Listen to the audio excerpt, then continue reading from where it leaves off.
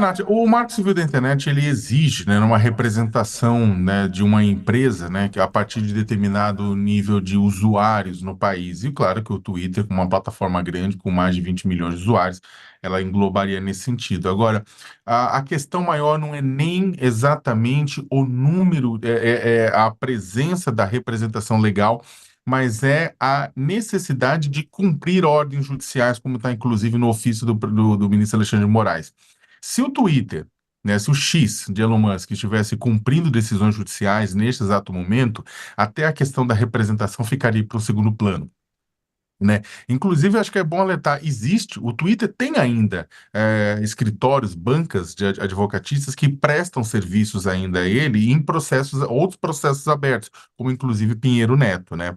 A Pinheiro Neto. Só que o que acontece é que o Alexandre de Moraes está precisando e está pedindo uma resposta, né, em determinados casos e que não tinha ocorrido, não tinha recebido resposta anteriormente, né? Inclusive, um caso que levou, né, que levou até a saída do Twitter. E houve uma intimação de que o Twitter não estaria cumprindo, o X não estaria cumprindo uma decisão judicial e que isso poderia levar à prisão, né, da representação da empresa no Brasil, da direção da empresa no Brasil. E aí o Elon Musk retirou, fechou o escritório, retirou a empresa. Tem ainda, como eu falei, escritórios tocando alguns processos, mas esse processo especificamente com o Alexandre de Moraes está solicitando informação, não tem, né, representação. Se o Twitter, se o X, se Elon Musk estivesse do exterior cumprindo a decisão judicial, a questão, inclusive, da representação não teria esse ultimato. O problema é que não está se cumprindo a decisão judicial. E aí, falando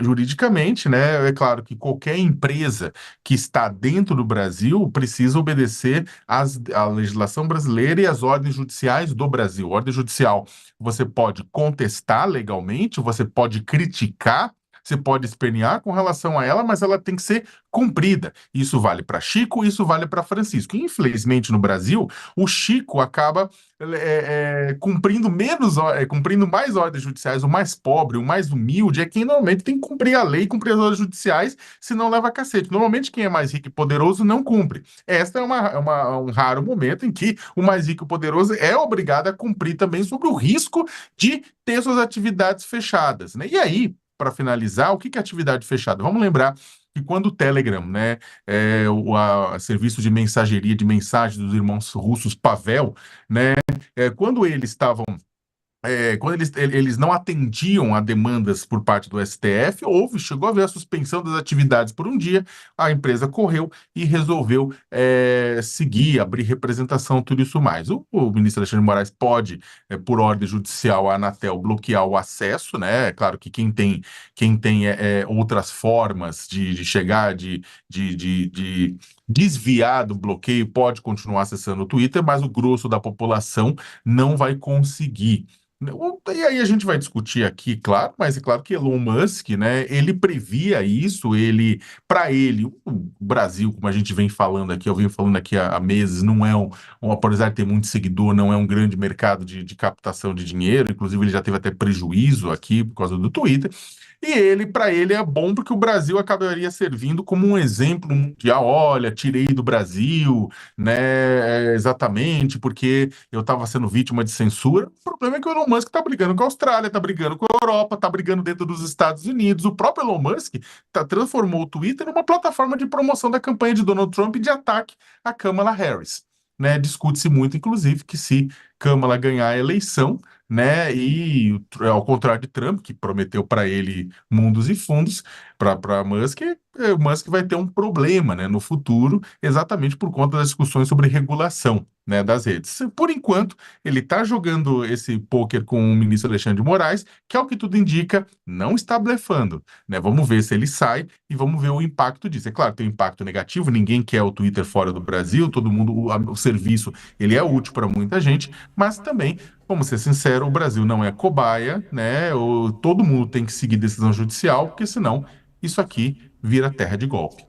Não, e como você falava também, justamente essa questão de qual que é a imagem, Josias, que um possível banimento no Twitter aqui também pode passar, né? Do Musk em si não estar tão preocupado ali, o Sakamoto já retomava como ele tem o uso esse uso político do X como um todo, geralmente, mas aqui na lista de países que o X não atua, a gente tem o quê? China, Rússia, Irã, Coreia do Norte. Como é que você vê essa possibilidade e essa notícia agora, então, dessa ameaça de tirar o X do ar e da necessidade do cumprimento dessa decisão?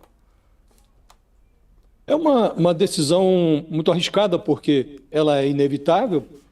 Não se pode permitir que o Brasil seja tratado como um país sem leis, mas o Alexandre de Moraes, que sempre foi visto como uma raposa no Supremo Tribunal Federal, ele está lidando agora com um porco-espinho, né?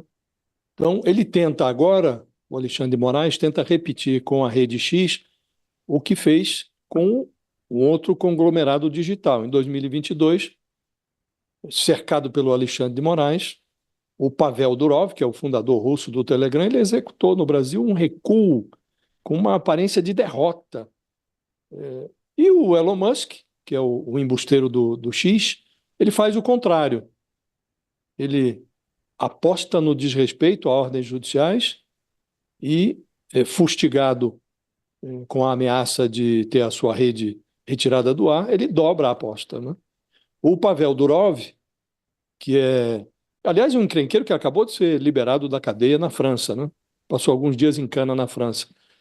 Ele amargou uma ordem do Alexandre de Moraes, em 2022, uma ordem que retirou o Telegram do ar. Aí ele apresentou desculpas esfarrapadas por ter desrespeitado determinações judiciais e atendeu a todas as exigências do Supremo, né? Nomeou um representante no Brasil, tirou do ar uma mentira do Bolsonaro, prometeu interromper a navegação do bolsonarista Alan dos Santos, diz que combateria fake news e acenou até com a hipótese de colaborar com a Justiça Eleitoral na sucessão daquele ano, na sucessão de 2022, né? O Elon Musk faz o oposto. Ele sai do país, ele retira o escritório do X do país antes que o Moraes retire o X do ar, e ele já estava às turras com o Alexandre de Moraes, foi incluído no inquérito das fake news, por conta de desrespeitos anteriores a decisões judiciais. Então, ele retira o escritório, agora o Alexandre de Moraes o intima, aliás, usa, acho que é inédito isso, usa a própria Rede X para intimar o seu proprietário a cumprir ordens judiciais, dar um prazo, sob pena de retirar a rede do ar. E o Elon Musk, como disse, dobra a aposta no desrespeito, faz troça do Alexandre de Moraes, coloca uma imagem do ministro produzida por inteligência artificial como um grande vilão. E a diferença dos dois cenários é que lá atrás, em 2022, o Alexandre de Moraes estava lidando com golpistas e tinha todo o apoio das instituições e da maioria dos brasileiros para agir em defesa da democracia brasileira. Hoje, a ameaça democrática foi superada, o Bolsonaro continua percorrendo a cena política como um personagem quase que inimputável. Contra ele, parece que as coisas não acontecem, os inquéritos caminham numa velocidade incompatível com os crimes praticados pelo personagem. E estamos agora às voltas com uma eleição municipal, sem o risco à democracia. Tem aí uma imitação de Bolsonaro na cena eleitoral paulista, mas aquele grande risco foi superado. E está lá o encrenqueiro mor, o Bolsonaro, às vésperas de promover um novo ato político na Avenida Paulista, no dia 7 de setembro, de contestação ao Supremo. Então, essa demora na punição do Bolsonaro e a repetição com a Rede X daquilo que aconteceu com o Telegram dá uma impressão de déjà vu, dá uma impressão de filme velho, né? E o que melhor poderia acontecer agora, o ministro vai continuar lá a sua cruzada contra o X, com um risco grande de desmoralização, porque quem briga com porco-espinho pode ser arrastado por ele para a lama, né? Então, esse é o risco que está correndo o Alexandre de Moraes. E o Elon Musk, diferentemente do Durov, o dono do Telegram, fundador do Telegram, era um personagem imprevisível. O Elon Musk, ao contrário, é muito previsível. Ele é previsibilíssimo. E está acontecendo exatamente o que ele desejaria que acontecesse. Uma investida do Supremo Tribunal Federal que ele trata como ato de censura, quando sabemos todos que o Elon Musk não está preocupado de nenhuma forma com censura. Se estivesse preocupado com censura, ele estaria comprando briga na China e não no Brasil, né? Agora, o que de melhor poderia acontecer, à margem dessa disputa que o Alexandre de Moraes trava com Elon Musk, era que o presidente da Câmara, o Arthur Lira, saísse de cima do projeto que regulamenta as plataformas digitais no Brasil. Isso é o que de melhor poderia acontecer, que o Congresso tomasse vergonha na cara e colocasse para andar alguma coisa que se parecesse com regulamentação desse negócio bilionário que continua trafegando à margem das leis e dependendo de decisões judiciais que aqui e ali são tomadas para coibir as suas delinquências, né? E também no Supremo, o presidente do tribunal, ministro Luiz Roberto Barroso, faria um bem enorme à Corte se abrisse as gavetas e retirasse de dentro delas as ações que estão lá pendentes de julgamento, que pedem também providências contra abusos de plataformas digitais, né? Então, isso precisaria acontecer. Agora, essa briguinha do Alexandre de Moraes com o Elon Musk pode resultar num bloqueio das contas, e aí quem vai ser punido são os usuários dessa rede, né? Dessa rede X. Então, o risco de uma complicação é grande. Agora, o ministro está fazendo o que tem que fazer, porque realmente não é possível aceitar desrespeito às leis. Sim, tecnicamente está todo mundo falando justamente disso, né? O ministro está fazendo o que tem que se fazer, mas queria até trazer um destaque aqui que a nossa colega Raquel trouxe na coluna dela, de avaliação de políticos, tanto de direita quanto da esquerda, quanto especialistas como um todo, dizendo que o ministro Alexandre de Moraes, de certa forma, mordeu uma isca do Musk ao tirar o Twitter, o X, do ar tão perto da eleição. Sakamoto, queria uma avaliação sua nessa questão de contexto mesmo, a parte de estratégia política ali, de certa forma, entra na análise do ministro Alexandre de Moraes nesse sentido. Como é que você viu essa decisão? A questão, na verdade, Natália, é que é o seguinte, não cabe, por mais que a gente saiba que o STF é sim uma corte política, né, não é só jurídica, né, mas também não cabe a um ministro do Supremo Tribunal Federal decidir que decisões ele não vai tomar simplesmente pensando no impacto eleitoral, né? Cabe ao ministro do Supremo Tribunal Federal, diante do não cumprimento de uma decisão judicial, diante do não recebimento de uma decisão judicial, diante de uma empresa que sistematicamente se nega a cumprir decisão judicial, se colocando acima do bem e do mal, não tem muito o que fazer. Qual que seria a alternativa? Ele falar, tá bom, eu vou esperar até o final das eleições, né? Aí ele poderia até ser acusado do quê? De não cumprir, né, com o seu dever. A pergunta é por quê? Aí a Meta, que é dona do Facebook, do Instagram, do WhatsApp, vai chegar e falar, ô amigo, por que que eu tenho que cumprir? O Google vai falar, o Google que é dono do Google, do YouTube, né? Vai falar, por que que eu tenho que cumprir? O TikTok, todo mundo vai falar, por que que nós temos que cumprir essa decisão se o gostoso do Musk não cumpre, né? Por que que a gente tem que cumprir e ele não cumpre?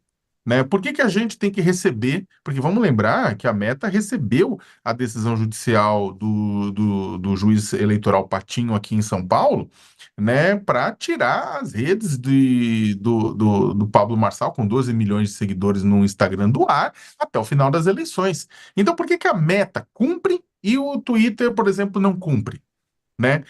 Isso, na verdade, é uma pergunta que se vale para qualquer pessoa do país. Se o Alexandre Moraes não tomasse uma decisão, porque o que a gente está falando não é uma decisão do nada, é uma pessoa, é uma organização que não está cumprindo uma decisão judicial, enquanto as outras organizações similares estão cumprindo decisões judiciais. Então, se o Alexandre Moraes simplesmente falasse, eu não estou falando que foi boa ou foi ruim, é uma quase que não tem muito o que fazer. Né? Porque é o seguinte, se ele deixa de cumprir, ele vai estar cometendo crime. O Alexandre de Moraes vai estar cometendo um crime para beneficiar o X de Elon Musk, né? Então é o seguinte, é uma questão que, na verdade, acaba se tornando quase que tá dada, né? Ele não tem outra alternativa do que cumprir. É claro que o Musk sabia disso. É claro que a extrema-direita sabe disso. A extrema-direita, por um lado, vai utilizar isso como censura, como tudo isso mais, mas também vai perder uma importante plataforma de comunicação, porque o X acabou se tornando, é claro, ele ainda é muito útil, ele tem muita gente que troca memes, troca vídeos, vai se informar lá, mas com a chegada do Musk e o levantamento de determinadas travas que tinham sido colocadas ao longo dos anos pela equipe anterior do Twitter, o Twitter se tornou um lugar bastante tóxico e bastante propício para a propagação de mentiras. Você encontra vídeos de assassinatos, vídeos de pessoas sendo atropeladas de sangue, sabe? Vídeos, coisas que não que antes a rede bloqueava. Sabe? Vídeos de extrema violência, né? Vídeos com neonazismo. Você tem encontrado coisas lá dentro que antes a rede bloqueava e na nova gestão do Musk passou a aparecer. Então, o que acontece? O Twitter acabou se tornando uma plataforma bastante interessante para uma parte da extrema-direita. Então, a extrema-direita vai ter esse discurso: olha, o Moraes tirou a plataforma, o Moraes simplesmente não tinha como, estava seguindo as ordens judiciais, seguindo o que prevê a lei nesse sentido.